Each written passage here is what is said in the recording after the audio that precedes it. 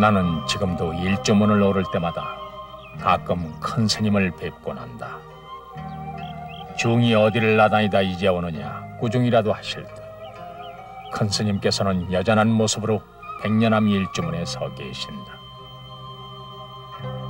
수행승이란 일조문에 먼지가 수북이 쌓일 만큼 바깥 출입이 없어야 한다시던 큰 스님. 생시인 듯 생생한 큰 스님의 모습이 지금도 일조문 앞에 내겐 변함없는 경책이 되고 있다.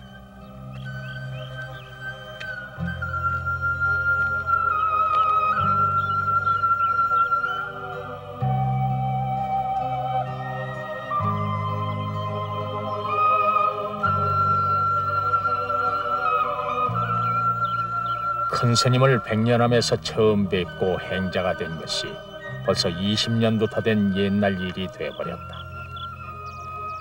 내가 큰 스님 문화로 사문에 들어오기 전 큰 스님께 한 말씀 청했던 것이 인연의 시작이었다. 만배를 하면 한 말씀을 주시겠다고 하시어 난생 처음 고통스런 만배를 하고 나니 스님께서는 단지 속이지 말라 그 한마디만을 내게 주실 뿐이었다. 너무도 평범한 말씀에 처음엔 속았구나 싶었다. 그러나 어느 순간 문득 그 말이 자신을 속이지 말라는 뜻으로 들리기 시작했고 결국 나는 이곳에서 머리를 깎아 수행자가 됐다.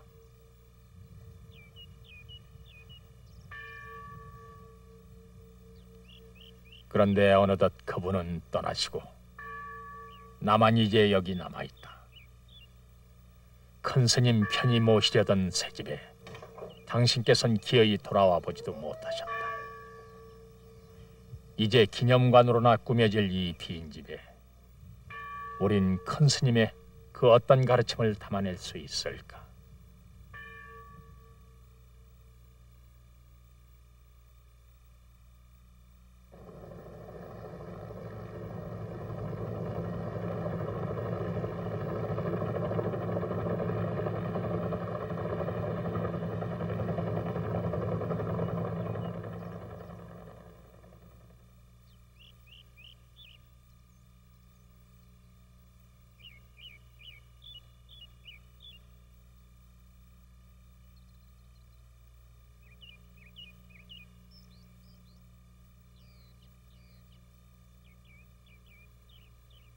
기념관에는 무엇을 모실 수 있을까? 평생 자취 남기는 걸 싫어하신 분이라 대중과 중생들이 두고두고 사모하게끔 남겨놓으신 것도 없다.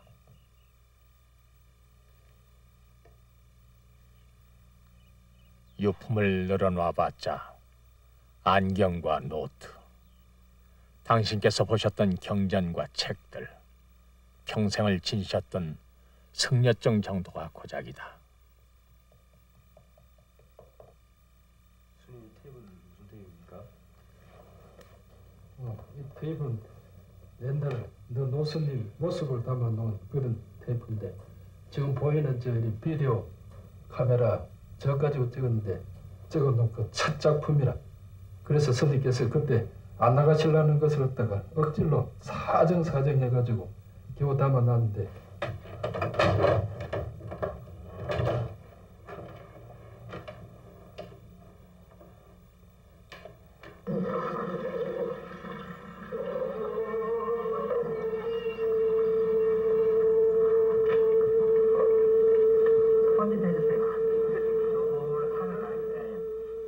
그나마 이것마저 없었던들 큰 스님 생전의 모습을 어찌 볼 수 있을까?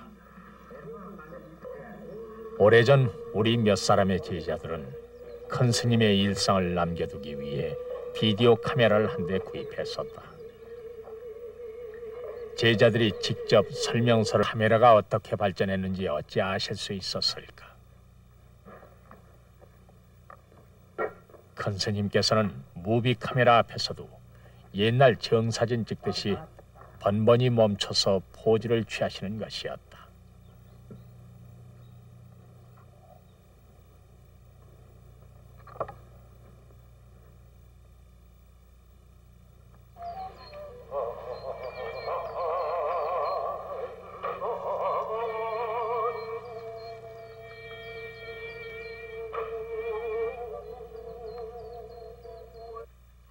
사람들은 우리 큰 스님을 가야산 호랑이라고 부른다. 불 같다고, 칼 같다고. 세상에서는 우리 스님을 그렇게만 알고 있다. 그분의 수행력에 따르는 엄격함만이 강조된 때문일 것이다. 하지만 큰 스님께서는 세상 사람들이 알고 있듯 그렇게 얼음장 같으신 분만은 아니었다. 자상하고 때론 장난도 좋아하셨으며 유머는 또 얼마나 풍부하셨던가. 우리 모두가 새해에는 더욱더 기가 밝아지고 눈이 맑아져서 찬란한 광명 속에서 번지풍광을 활짝 드러내가지고 날마다 좋은 날 이루기를 빌면서 이만 마치겠습니다. 스님 대단히 감사합니다.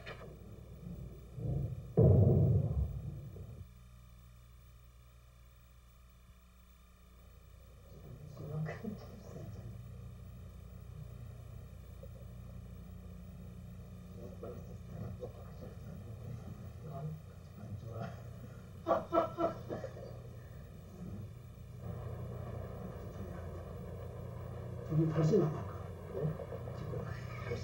그러니까 괜찮아 지금 도반 스님과 함께 계실 때 큰 스님은 특히 장난을 좋아하셨다. 차운 스님께서는 살아생전 백년암에 오실 때마다 종종 우리 스님의 이야기 벗이 되셔야 했다. 청담 스님과는 아예 씨름판을 벌이기도 하셨으니 10년 나이 차이에도 그만큼 허물이 없으셨다. 향곡 스님을 벌거숭이로 잣나무에 오르게 하신 후 밑에서 보살들이 온다고 소리친 적도 있으셨다. 그 덕에 향곡 스님께서는 크게 당황하셨다고 한다.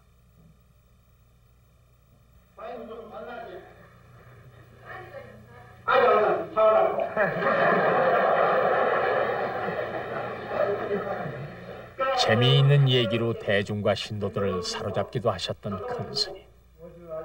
유머란 마음의 여유와 포용력에 다름 아니다. 그러나 불법이나 수행에 관한 얘기로 돌아오면은 큰 스님은 사리빨 같은 엄숙함으로 일체 타협도 용서도 없는 그런 분이셨다.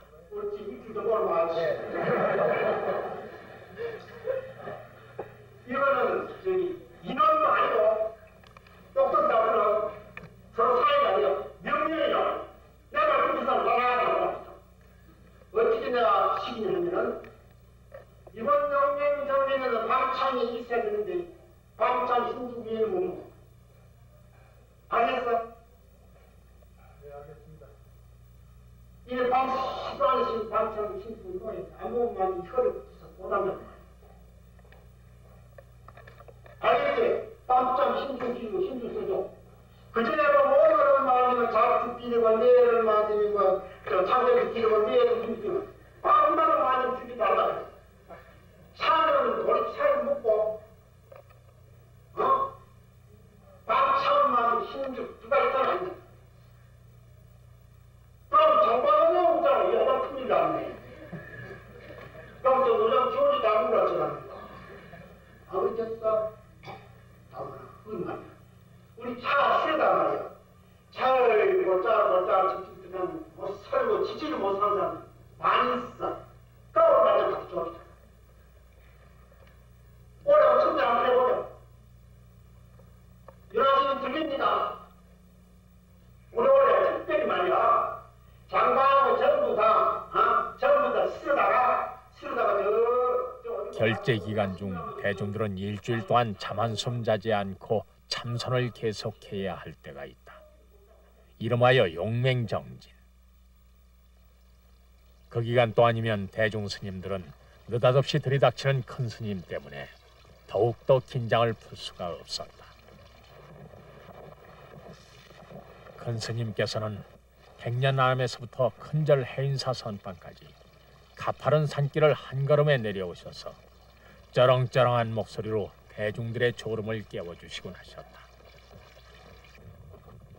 수십 년을 한결같았던 경책의 자취. 이 길을 따라 선방에 이르면 이제라도 큰 스님의 호령 소리가 그곳에 남아있을 것 같다.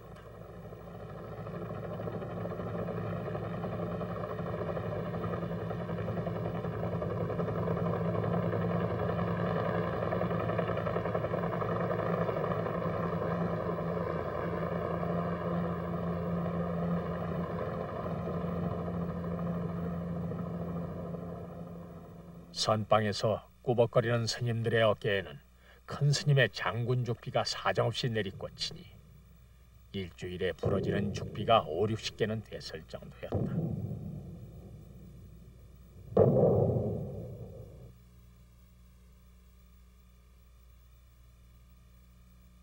어쩌다 졸고 있는 사람, 특히 그 오후에 점심 먹고 그 나른하니 졸기 쉬운 시간 한 2시부터 3시 그런 시간에 오시든가 아니면 9시부터 10시 사이 나오시든가 오전에 그렇게 오셔가지고는 졸고 있는 사람은 여지없이 후려갈기면서 이 도둑놈아 밥값 내놔라 하면서 이제 후려갈기시거든요. 그러면 이제 옆에서 졸던 사람도 깜짝 이제 놀라서 깨기도 하고 이제 그러는데 이걸 그냥 통째로 드시고는 그냥 등줄기를 여지없이 내리갈기세요.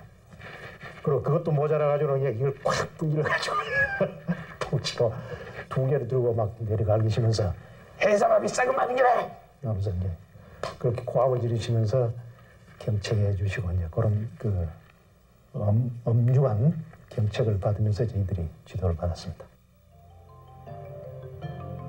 어느 선방인들 이런 가르침이 있어 수자들을 해탈의 문으로 이끌 것인가?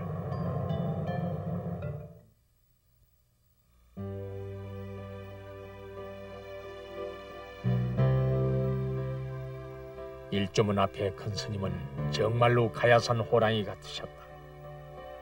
세간을 넘나들지 않도록 우리는 마음속에도 그 일주문 하나씩을 만들어 두어야 했다.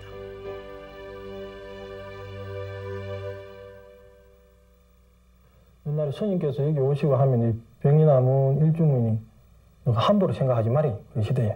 함부로 생각하지 마리. 그래서 다른 집 대문 열고 들어가는 그런 식으로 생각하지 마라 그러시면서.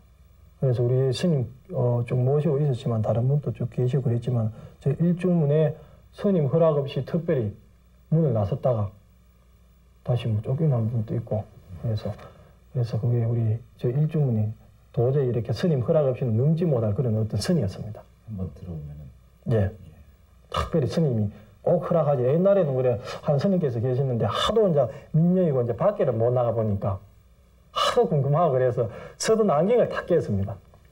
그러니까 스님한테 그래 이제 안경을 해야 되니까 안경을 이제 해가 뭐 시력도 그거 하는데 앞으로도 안 보이는데 안경을 깨버렸습니다. 그러니까 스님 그러면 그러니까 스님이 왜 그런지 알지? 빤히 아시고 그래가 스님께서 그 당시 때 나가실 때 하여튼 안경을 10개를 살까봐 주셨다 그러대. 그래도 그 스님은 그 위로 한 번도 못 나갔습니다. 마을을 일절 못 가게 있거든요. 마을을 일절 못 가고 전주에서 사람이 오더라도 일절 못 만나게 하고 그런 게 그냥 그 생각이 나지 않아요? 어머다가 뭐시죠 귀각이라고 하더니 정말로 저 귀각이다 말이야. 어떻게 이 갖고는 전주에서 도반이라고 와도 그 사람들 또 하나도 못 만나게 하고 그냥 보따리 싸고 가라고 그래요. 너 그렇게 거기가 가서면 그쪽가 좋은데 뭐들이 여기 사냐고 가라고. 하나에서 여기까지 공부하라는 겁니다. 공부. 다른 거 이 세상에 다른 거 다 필요 없고.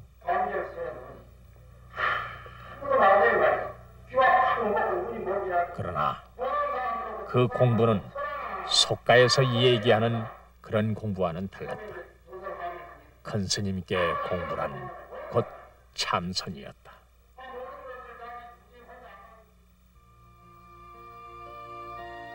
한 번은 스위스의 대학 교수 워너비터란 분이 큰 스님께 편지를 보내왔다. 편지 속에서 교수는 큰 스님께 질문했다. 존경하는 큰 스님, 저희들에게 경전에서 빨리 벗어나야 한다고 하셨는데 경전을 연구하는 것이 종교의 첫 단계 아닙니까? 참선하기 위해서 경전을 던져버린 스님들이 더 높은 수준의 종교 생활에 도달하셨는지요?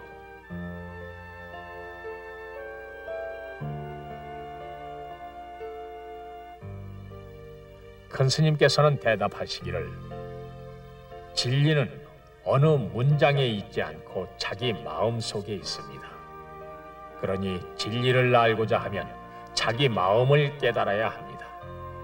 만약에 문장 속에서 진리를 찾고자 하면 땅을 파고 그 속에서 하늘을 찾는 것과 같습니다.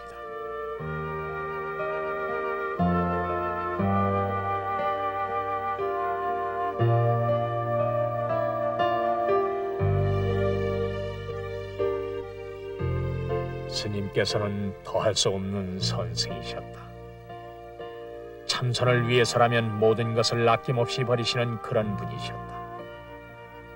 수많은 경전과 어떤 고승의 말씀에도 얽매이지 않고 오로지 자신의 참선을 통해서 마음속에 부처를 보는 것만이 영원한 자유, 영원한 행복을 얻는 길이라고 강조하셨다.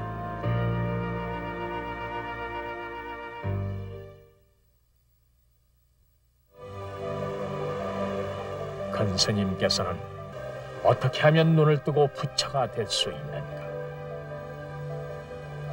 스님께서는 이렇게 말씀을 이으셨다.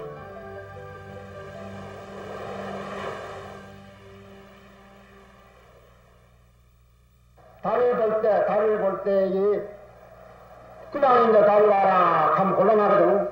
그게 이제 손가락을 가지고 달을 가르치면서 달을 봐라 이란다는 말이야. 그 목표는 어느 거냐면 달에 있는 것이 손가락에 있지 아냐다 이 말이야. 이건데 우리 불교도 이와 마찬가지입니다.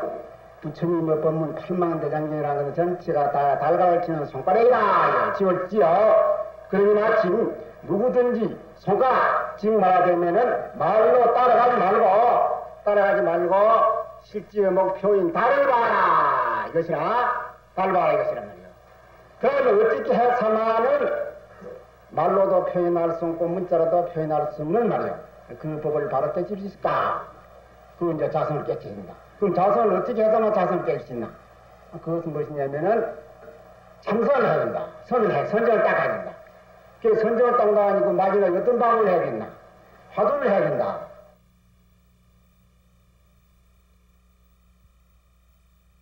부처란 무엇인가 하고 물었는데 왜 차 한 잔 마시고 가라 했는가?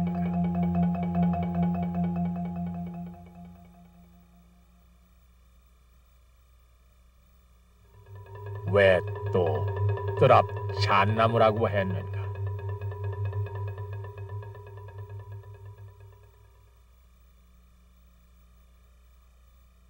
모든 생명에 다 불성이 있다 했거늘 왜 개에게는 불성이 없다 했는가? 왜 그랬을까? 조사들은 왜 그렇게 말씀하셨을까? 스님께서는 그런 화두 전체가 겉에 표현된 것과는 속뜻이 다른 암호밀령이라고 강조하셨다. 깨달음의 문을 여는 암호밀령. 이 화두는 어떤 문자로도 풀어지지 않고 어떤 조사나 고승의 말씀도 방해가 될 뿐이란 것이었다. 부처님과 조사를 원수같이 생각하라. 열반경 40권이 모두 다 마구니의 이야기다. 스님께서는 그렇게 지도해 주셨다.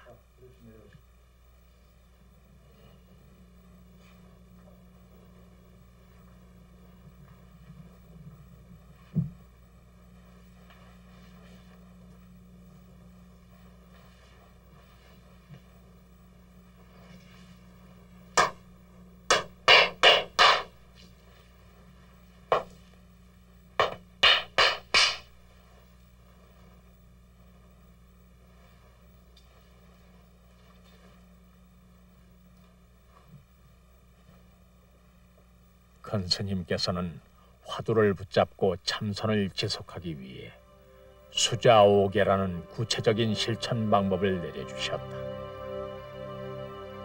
4시간 이상 잠자지 말라. 책 많이 보지 말라.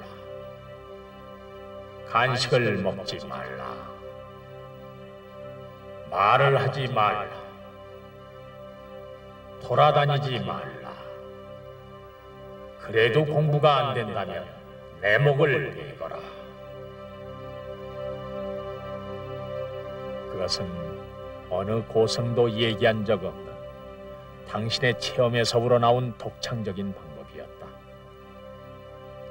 스님께서는 그런 자세에서 화두를 붙잡고 동정이려, 몽중이려, 오매이려로 나아가고 거기서 또 더 나아가야 참다운 깨달음, 영원한 행복을 얻을 수 있다고 가르쳐 주신 것이다.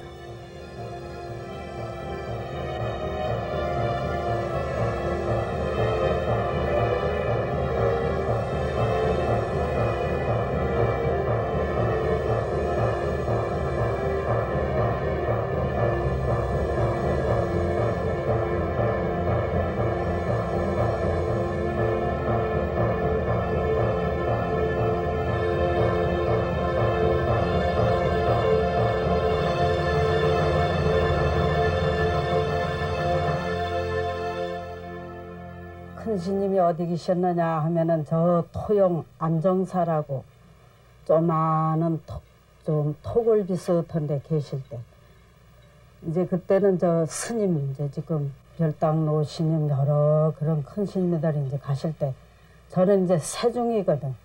이제 가시는데 따라가 가지고 이래 앉았으면은 큰 스님께서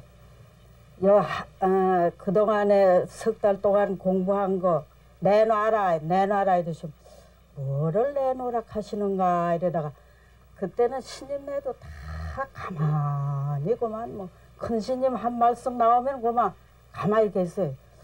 저는 괜히 옆에 앉았다가 그래 좀 있다가 한 번, 두 번, 세 번까지 내놓으라 하실 때 스님네가 아무 답이 없으면 그만 그때는 그만 막 이만한 주장자를 하나 가지고는 그냥 뭐 이 방을 한 번 탁 뚫고 하면은 뭐 스님네가 뭐 이리저리 다 나가실 때 저는 어찌 겁이 나든지 생각만큼 뭐 잠도 못 이기겠고 건강도 또 20시간 정도 노력할 수 있을 만큼 건강도 안 되고 이래서 또 3개월이 우리 공부 기간이니까 3개월이 지나면은 큰 스님한테 다시 가서 저희들을 이렇게 보이는 거지요. 공부 잘 됐나 못 됐나 체크해 달라는 그런 표시로.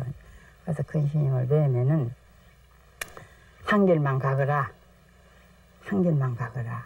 이제 뭐 책도 보고 싶고 뭐 딴 것도 글씨도 좀 쓰고 싶고 시도 좀 쓰고 싶고 자꾸 그렇더라고요. 근데 그 스님께서 한 길만 가거라고 자꾸 이러시오. 그럴 때는 한 길만 가라는 이 일이 왜 한 길만 가라는 걸 그때는 빨리 수긍이 안 가서 지금 생각하면은 참 너무나 둔했다는 이런 생각이 드는데 그러면서 화두를 놓치면은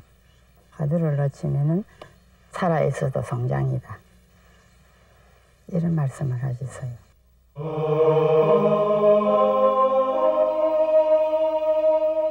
당신께서도 그 한 길만을 가기 위해 스스로 정해놓으신 좌우명 12가지.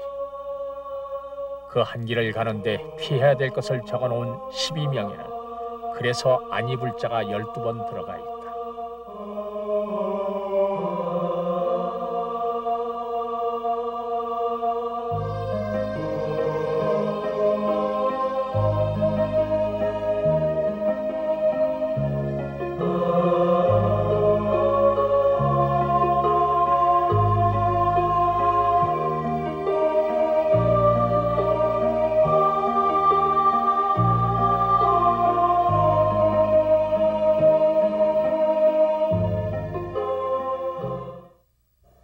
큰 스님께서는 시력이 웬만했던 이런 중반 무렵까지 양말도 덧버선도 직접 끼우셨다.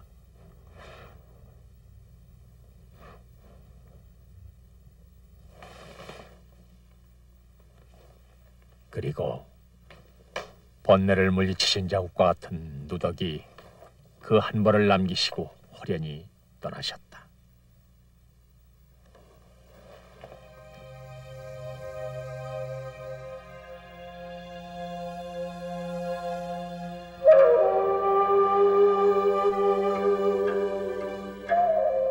생전에 큰 스님께서는 도를 하려면 가난부터 배우라고 가르치셨다. 당신께 의복은 몸을 가릴 정도면 좋겠다. 여름에는 삼배, 겨울에는 광무. 옷 한 벌에 바리떼 하나가 출가자의 전 재산임을 당신의 청렴한 삶을 통해 가르쳐 오신 것이다.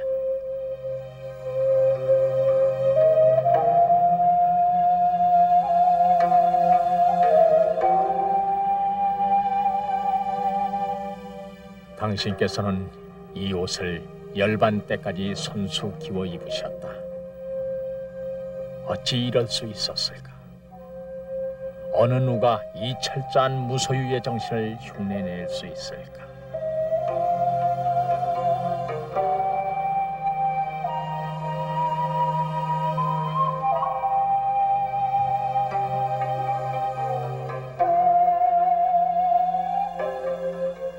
우리 사형 사제들은 그분의 생활과 관련된 잊을 수 없는 기억들을 모두 다 하나씩 간직하고 있다. 때로 그것은 남들이 겪어보지 못한 특별한 고통이 되기도 했지만 백년암에서만 큰 스님 밑에서만 얻을 수 있는 귀중한 체험이기도 했다.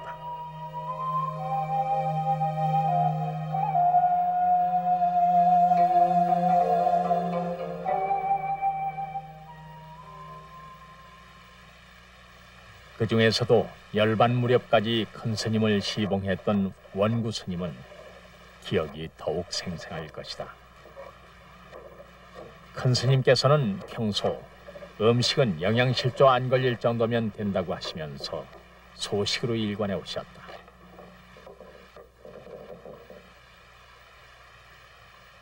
한 숟가락 분량의 솔잎과 밥, 콩 10g과 당근 몇 쪽을 간이 안 들어간 무염식으로 수십 년째 계속해 오셨다.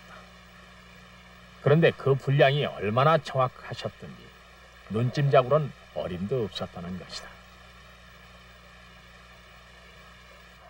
그래서 저울을 볼 때도 오차가 없도록 한쪽 눈을 감는 것이 원구 스님의 습관이었다.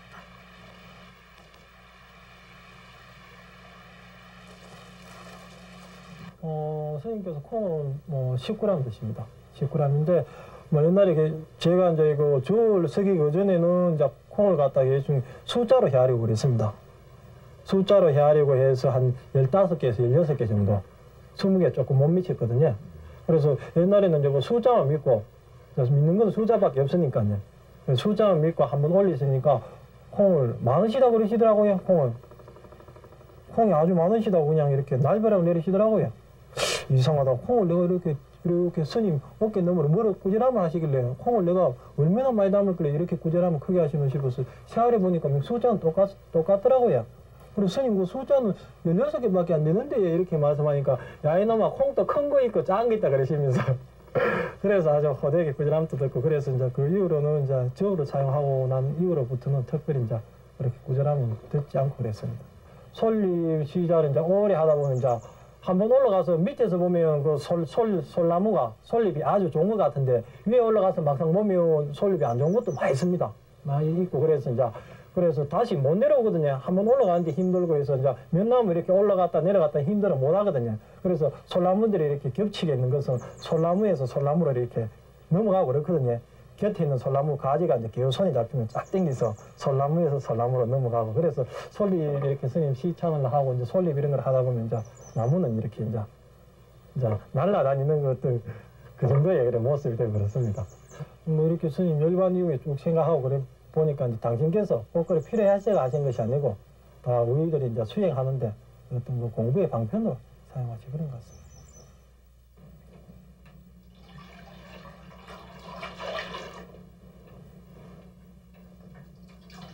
밥을 먹는 것은 오직 몸이 쇠약해지는 것을 막아 도업을 이루기 위한 것이다.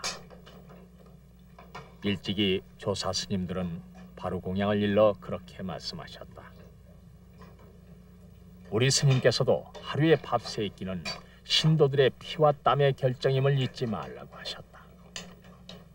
어쩌다 하수구에서 찌꺼기라도 보시는 날엔 가야산이 쩌렁쩌렁 울릴 정도로 치도곤을 치셨다.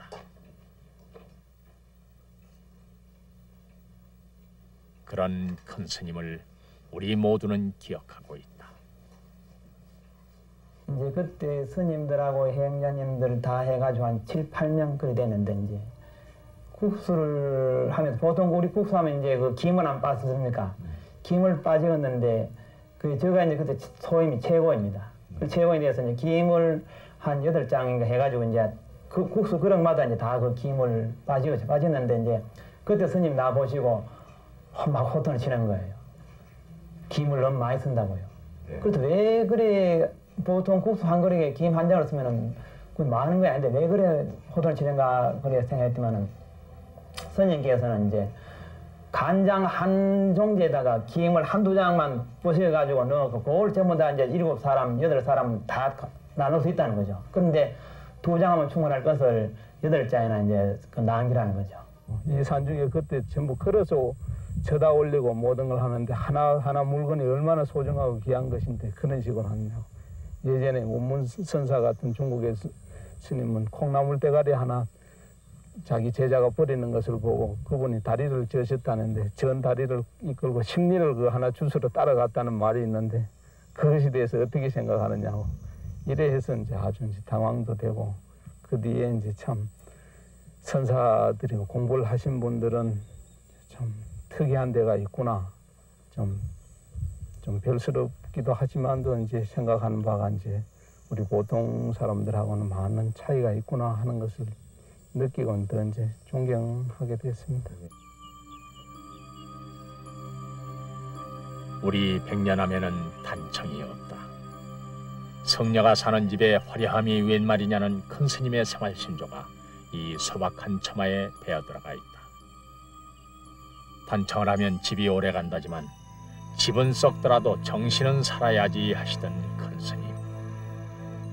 그래서 우리는 새로 지은 집에도 단청을 하지 않기로 했다.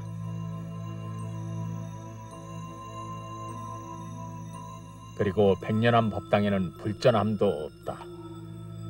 절이란 불공하는 곳이 아니라 불공 가르치는 곳이며 스님이란 신도 옆에서 목탁 두드리며 불공을 대신해주는 사람이 아니라는 것이다. 시주를 도구로 알라. 백년함 법당에는 지금도 불전함 대신 추상 같던 큰 스님의 목소리가 맴돌고 있다.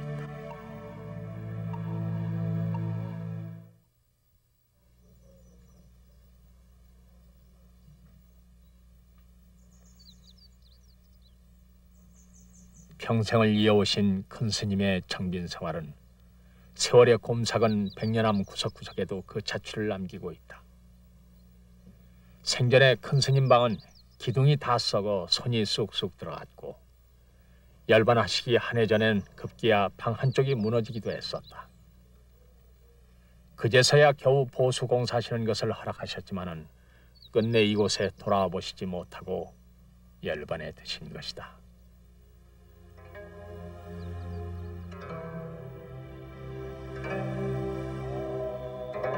수도자는 비가 새더라도 삿갓 하나면 그만이라시며 먹는 것, 입는 것에서 거처하시는 곳까지 청빈함을 고집하셨던 큰 스님. 이제 그 가르침은 한 자락의 누더기로 남아 이 땅의 불자들의 가슴을 두드릴 것이다.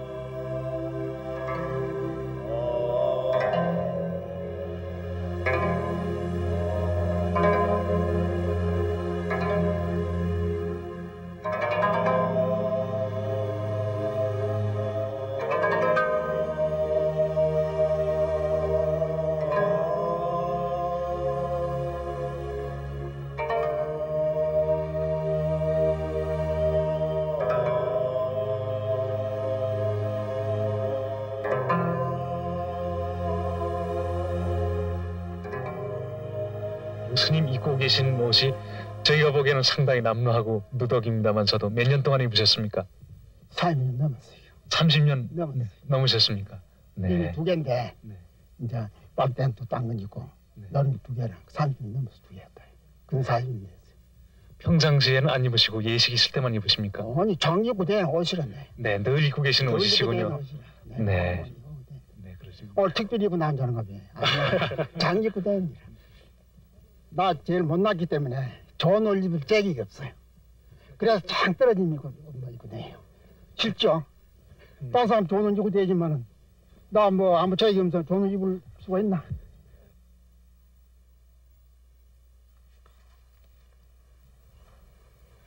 스님, 이 노트는 무슨 내용입니까?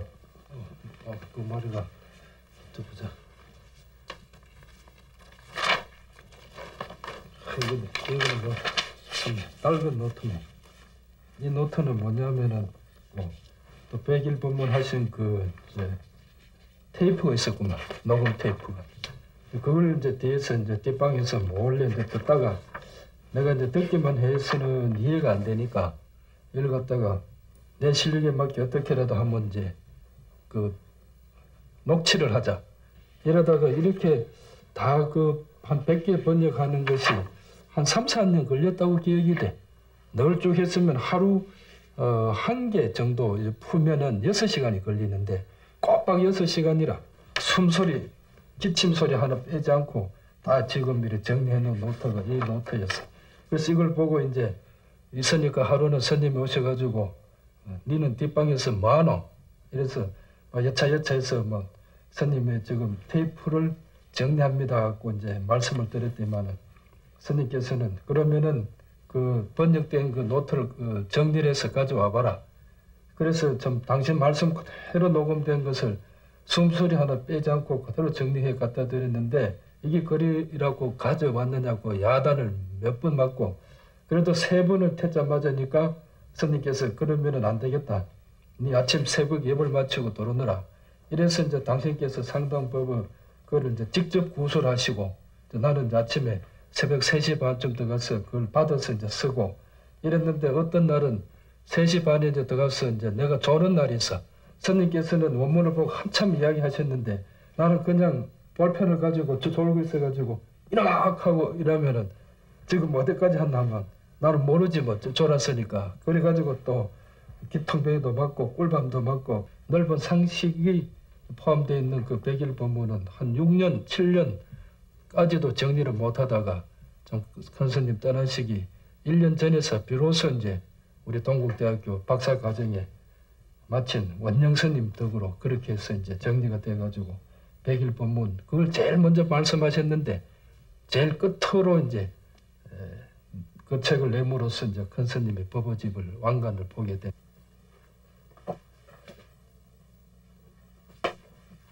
큰 스님의 가르침을 대중적으로 전파하기 위해서 우리는 출판사 장경각을 만들었다. 그리고 그분의 가르침에 관계되는 여러 책들을 만들어냈다.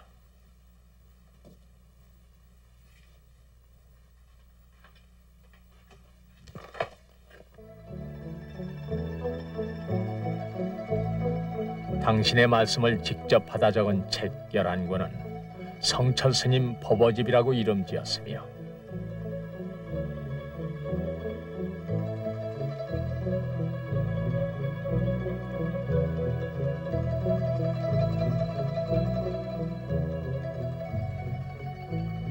당신께서 직접 골라주신 역대 선사들의 말씀은 설림고경 총서라고 이름지어 37권의 책으로 번역해서 세상에 내놓았다. 책들은 모두 철저한 수행을 통해서 자기를 바로 볼 것과 참선 궁행을 통해서 불성을 깨우치도록 가르치는 것들이다.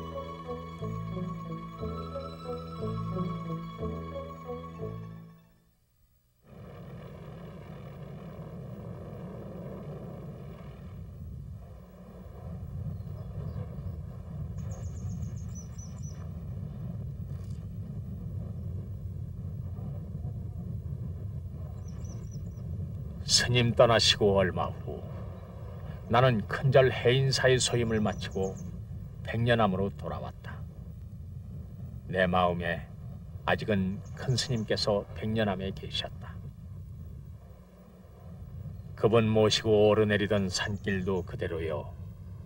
오늘같이 안개가 끼는 산사의 풍경도 그대로였다. 그러나 하루하루 지나면서 엄습하는 허전함을 어찌 감당할 수 있을 것인가? 안개 거치면 보이실까? 안개 저편에 서 계실까? 다만 당신께서 가지고 계시던 것을 더 많이 사바세계에 두고 가시게 하였을 것을, 당신께서는 주셨을 것이나 그 가르침을 다 받아놓지 못한 죄가 수미산을 넘는 것 같은 심정이다.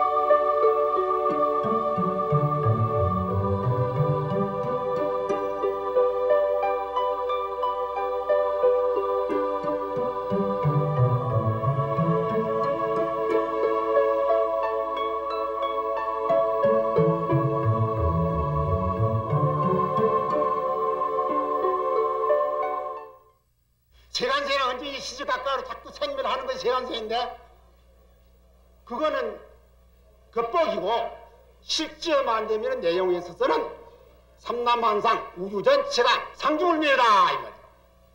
그것을 갖다가 우리 불교에서는 제법의 실생을 한겨. 모든 만법의 실생이다.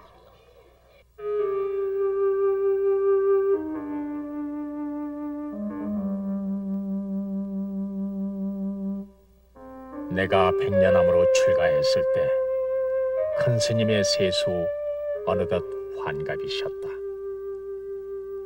10년쯤 후 내가 환갑이 되면 큰 스님은 다른 몸받아 백년암으로 동진 출가해 오시진 않을까. 20년 후 장정의 모습으로 이곳에 오실까? 30년 후 부처의 모습으로 이곳에 오실까?